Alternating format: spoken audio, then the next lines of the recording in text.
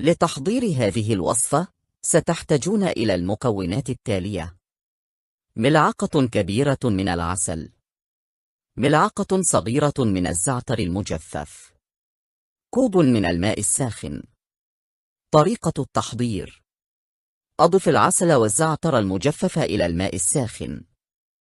اخلط المزيج جيدا حتى يذوب العسل. اشربي المشروب دافئا. الفوائد: العسل له خصائص مضادة للبكتيريا ومضادة للالتهابات. الزعتر له خصائص مضادة للالتهابات ومضادة للميكروبات. التحذيرات: لا تعطي العسل للأطفال دون سن 1 سنة. إذا كنت تعاني من حساسية من العسل أو الزعتر فلا تستخدم هذه الوصفة.